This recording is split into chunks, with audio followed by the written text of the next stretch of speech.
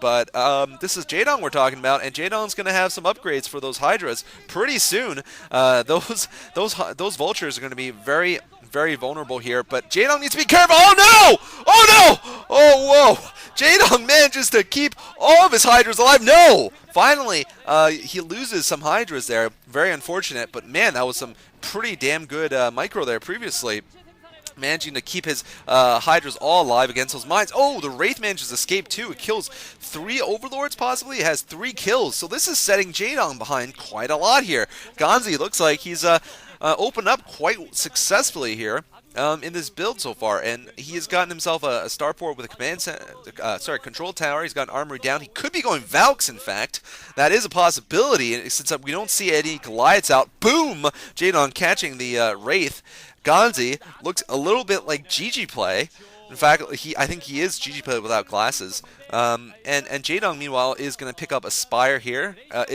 It's a bit late because of the fact that he's gone for the Hydra upgrades. He was trying to finish off the game a bit early, I guess, and that set him relatively far behind here. So we are going to see Valkyries, is my belief, because obviously he's going to need some anti-air, and we don't see any Goliaths, so it is going to be Valkyries. It is going to be some variation of the infamous F build, which I won't mention anymore. The build that I've buried, that history has buried, like Khrushchev tried to bury the United States. Well, history has buried the fantasy build, and we will speak of that no more. So looks like we're gonna see. And by the way, I haven't watched Jaedong versus Fantasy recently, so if Fantasy just did some amazing Fantasy build and beat Jaedong, blah blah blah, I don't care. I hate the Fantasy build. All right, stop talking about the Fantasy build. All right, sorry. What? So anyway, we've got an Evolution Chamber and a Spire. Inside of Jaedong's base, Jaedong's falling behind economically, man. Seriously, this is not good for him. And there's 2 Valkyries out. These Valkyries should make quick work of the Mutalisks when they come out.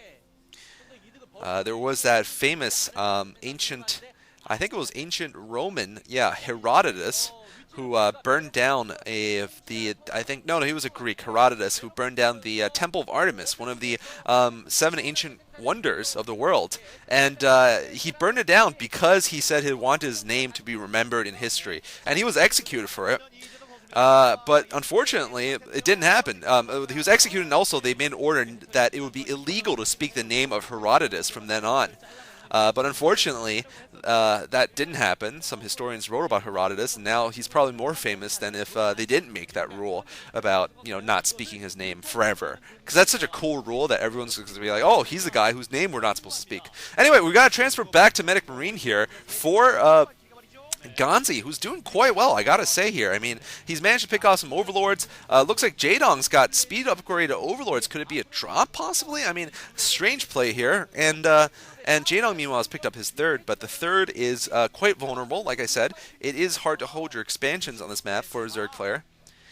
And it's going to be especially hard against this Medic Marine switch because Jaedong has not done any harassment. He's also just on Mutalisks right now and Hydralisks. And that is not a combination you really want against Mass M&M, as we're going to be seeing pretty soon. So here we go. Vulture is actually doing a run-by here with just 2 slow Vultures. Man, they just sauntered in there. Alright, Jaedong actually does have speed Overlords, which means actually he's going to be able to go and try to make a hole in the front here. Jaedong also has a lot of Scourge there, trying to catch the Valkyries. Doesn't look like he's going to get anywhere. He is going to pick off the tank, though, critically. Now the Valkyries trying to get some revenge, but it looks like Jaedong's picked off a tank. This is a very close battle here.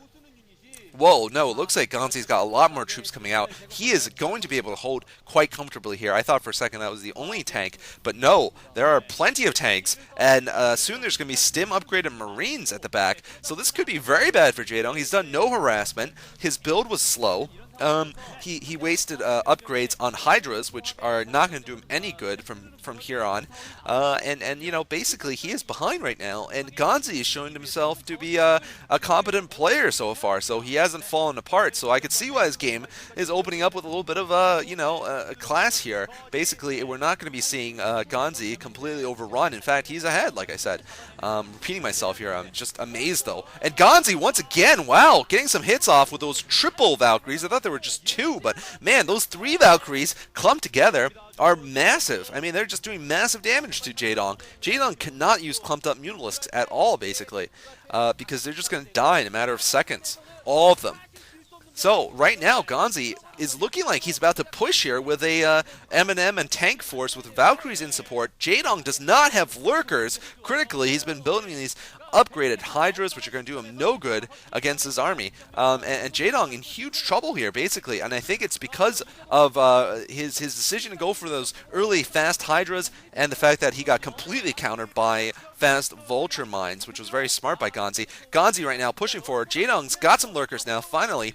Ganzi might have science vessels out soon, though, so Ganzi's attack is going to be relentless here. I don't know if Jaedong can hold it off. I don't know where he is in terms of technology. And this army is just deadly here. I mean, it really got all the elements here. It's got the tanks, it's got the Valkyries, and it's got the M&M. So if Ganzi can have the control necessary, he could do this. Jaedong might have stopped lurkers there, by the way.